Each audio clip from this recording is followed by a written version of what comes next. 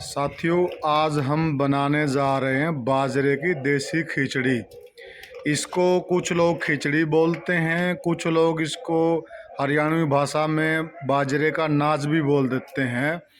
रोहतक वाली साइड में, रोहतक बेल्ट में इसको घास भी बोल देते हैं, पर ये ज़्यादातर इसको बाजरे की खिचड़ी बोला जाता है। इसके लिए हमने ये बाजरा लिया है और इस बाजरे को हम छलनी में पहले साफ़ कर रहे हैं। इसको अच्छे तरीके से साफ़ कर लेंगे।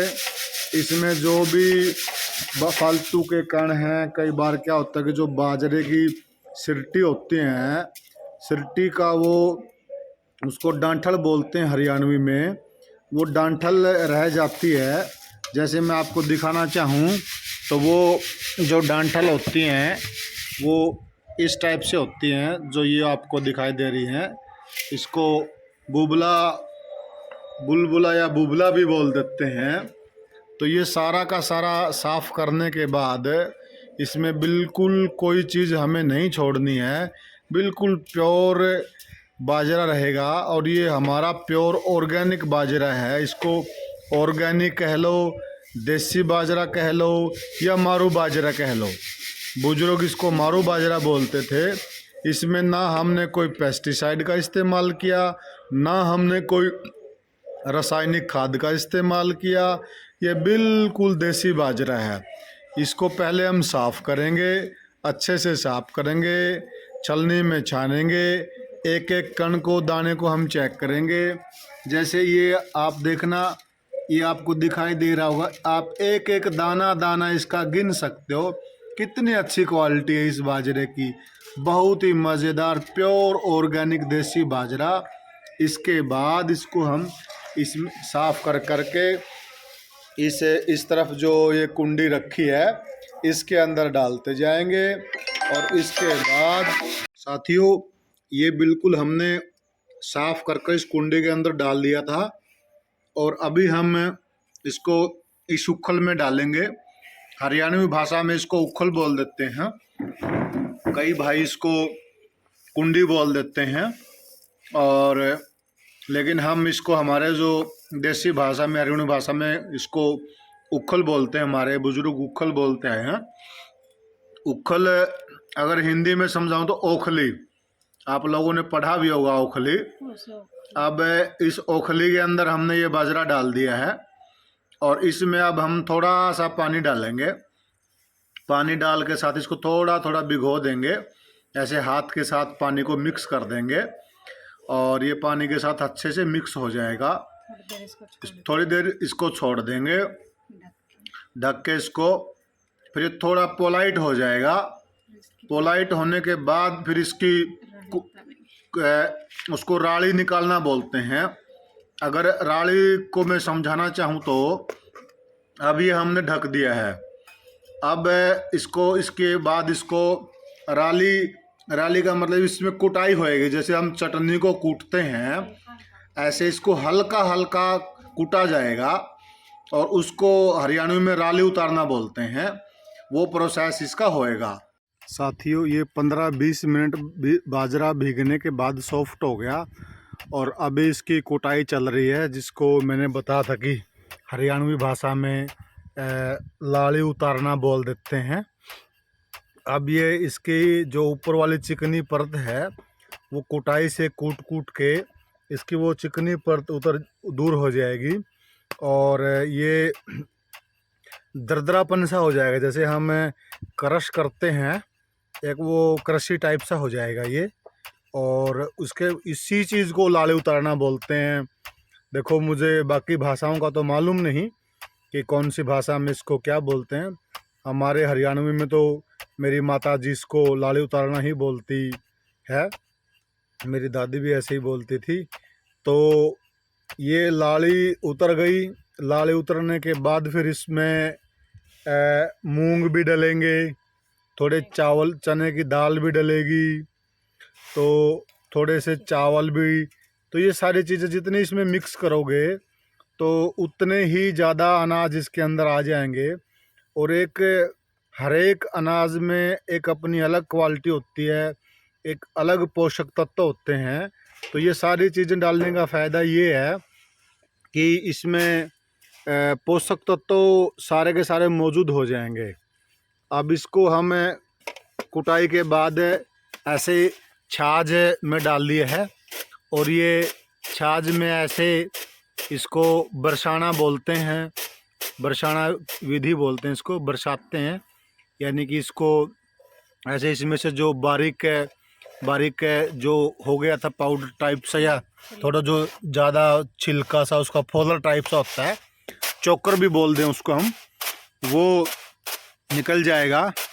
और इसमें जो दाना टूट गया, परत उतर गई दाने की, जो लाड़ी बोल देते हैं, वो रह जाएगा। और उसमें फिर वो सारी चीज़ें मिक्स करनी पड़ेंगी। ये लाड़ी उतरने के बाद एक फाइनल कुटाई और करनी पड़ती है। अब ये इसकी फाइनल कुटाई चल रही है। ये फाइनल कुटाई होने के बाद फिर ये बिल्कुल जो जिस हमें चाहिए, इसकी जो कंडीशन चाहिए, जितना ये दरदरा और पिसा हुआ चाहिए, वो उसकी क्वालिटी बन जाएगी। उसके बाद इसमें सारी चीज़ों का मिश्रण करके इसको अपनी हांडी में डालकर, अगर मिट्टी वाली हांडी में बनाया जाए तो सबसे उत्तम होता है, क्योंकि मिट्टी के अंदर मैग्नीशियम, पोटेशियम, बहुत सारे ऐसे तत्व ऐसे होते हैं जो हमारे शरीर के लिए बहुत ही ज़रूरी होते हैं और बहुत बढ़िया होते हैं। तो वो चीज़ें भी जैसे धीरे धीरे उसमें ये उबलेगी खिचड़ी, तो वो तत्व उसके अंदर मिक्स होते रहते हैं, और वो किया जाए तो दी बेस्ट है। अगर वो नहीं है तो आप स्टील की, जिसको हम डेगची बोल देते हैं, स्टील वाली डेगची या स्टील के बर्तन के अंदर भी आप इसको अपने गैस स्टोव पे बना सकते हैं। वैसे इसका सबसे बढ़िया बनाने का तरीका, जो धीमी धीमी अपनी आंच होती है, जो धीमी धीमी अग्नि, अपने जो उपले होते हैं, देसी अपने गोबर के उपले, गांव में उनको गोसे बोल देते हैं, उपलों की आंच देसी हारा बोलते हैं। गोल राउंड शेप का एक चूल्हा टाइप सा होता है, जिसको हम आरा बोलते हैं। उसके अंदर डाल के उसमें आग जला के नीचे, और जब वो थोड़ी आग जल जाए, उसके ऊपर वो मिट्टी की जो का बर्तन होता है, उस मिट्टी के बर्तन के अंदर धीमी धीमी आंच पे उसको रख देते हैं, और वो फिर करीबन 1.5-2 घंटे तक उबलता है उसमें स्लोली। और उसके बाद वो क्या गजब की चीज़ तैयार होती है, इतनी मस्त तैयार होती है। अब इसकी कुटाई फाइनल हो गई है, ये कुट कर बिल्कुल तैयार है। इसकी जो फाइनल लाड़ी बोलते हैं वो तैयार हो गई है। और अब इसको हम सारी चीज़ों का, जो चावल, चने की दाल, आप मूंग, और अगर आपके पास मोठ हैं वो भी थोड़ा बहुत डाल सकते हो आप, और इसको फिर उस पर रख दिया जाएगा। और फिर जो स्वादिष्ट चीज़ तैयार होएगी, साथियों मैं बयान नहीं कर सकता कि कितनी गजब की चीज़ तैयार होएगी। अब इसको ओखली में से निकाल कर हम थाली में डाल देंगे, और थाली में ओखली में से निकाल कर थाली में डाल के फिर हम उसको उसमें मिट्टी के बर्तन में डालकर पकाएंगे। साथियों, ये हमने चूल्हे में आग जला दी है, और चूल्हे पे हमने ये पानी उबलना रख दिया है। अब ये पानी उबलेगा, और पानी उबलने के बाद इसके अंदर फिर हम ये सारा का सारा मिश्रण डालेंगे। ये चावल, चने की दाल, और इनको हमने धो लिया अच्छे से वॉश करना है आपको भी। और उसके बाद सारे मिश्रण को जब ये पानी उबल जाएगा, इसके अंदर हम डालेंगे। अब ये पानी उबल गया, इसके अंदर हमने सारा मिश्रण डाल दिया है। स्वाद अनुसार हमने इसके अंदर 1.5 चम्मच नमक डाला है, और सारा पानी इसमें सारा मटेरियल हमने उबलते हुए पानी में डाल दिया है। इसमें एक चीज़ का ध्यान रखना है दोस्तों, इसमें आपने जो हिलाते रहना है, हिलाने से इसमें लम्स नहीं पड़ेंगे। और एक जो मिश्रण आप डालोगे वो ठंडे पानी में आपने कभी नहीं डालना है। ठंडे पानी में डालोगे तो उसमें लम्स पड़ने का बड़ा खतरा रहता है, और उसका स्वाद खराब हो सकता है। आप इसको हिलाते रहो और इसको गर्म पानी में डालो, इसमें लम्स नहीं पड़ेंगे। ये बहुत ही बढ़िया बनेगा, बहुत ही मज़ेदार बनेगा, और जब आप खाओगे तो खाते रह जाओगे, आपका मन नहीं उतरेगा।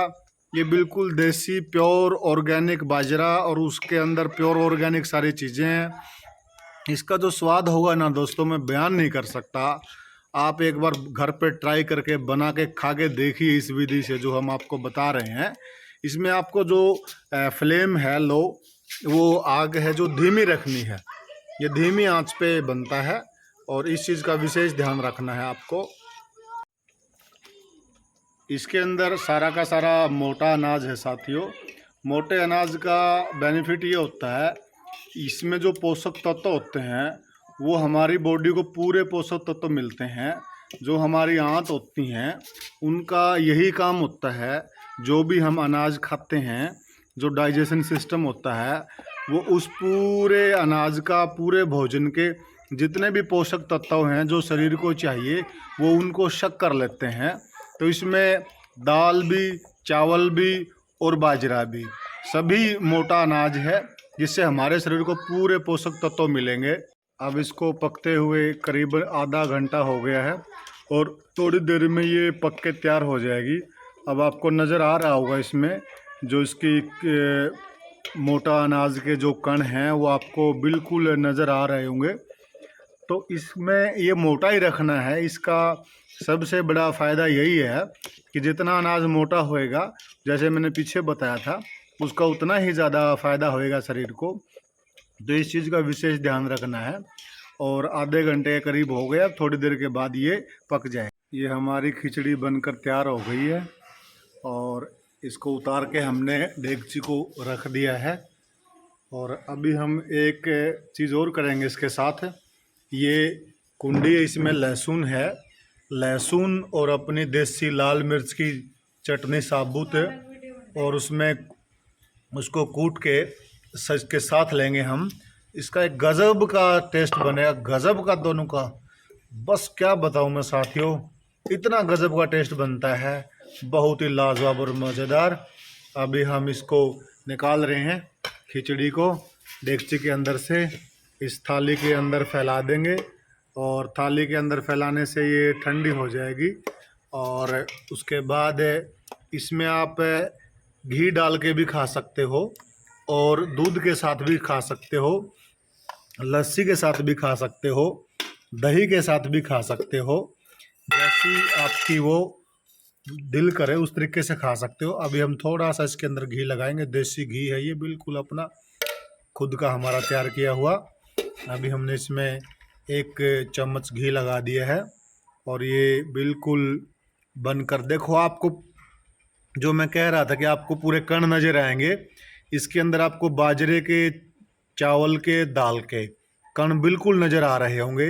यही इसकी सबसे बड़ी खूबी है और इसी चीज़ का आपने ध्यान रखना है साथियों।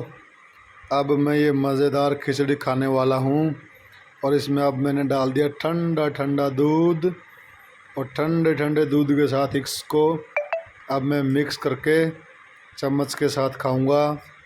और देखना साथियों, ये हमारी खिचड़ी और शाम को मैंने ये दूध के साथ खाई थी। अब सुबह मैं इसको दही और लस्सी के साथ भी हम खा सकते हैं।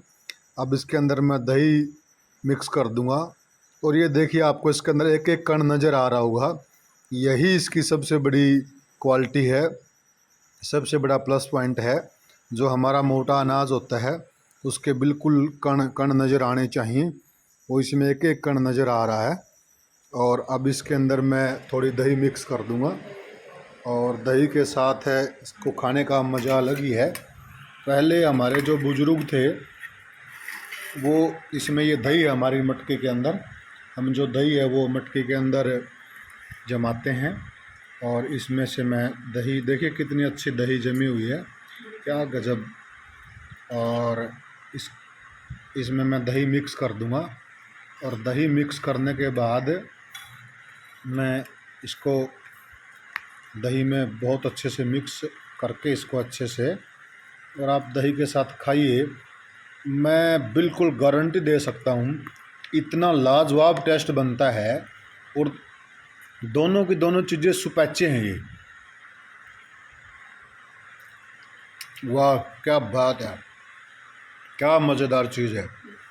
लस्सी और दही के साथ खाने का इसका एक अलग ही ज़बरदस्त मज़ा साथियों। आप ज़रूर इसको ट्राई कीजिएगा। मैं दावे के साथ कह सकता हूँ इस चीज़ को आप खाते खाते रह जाओ।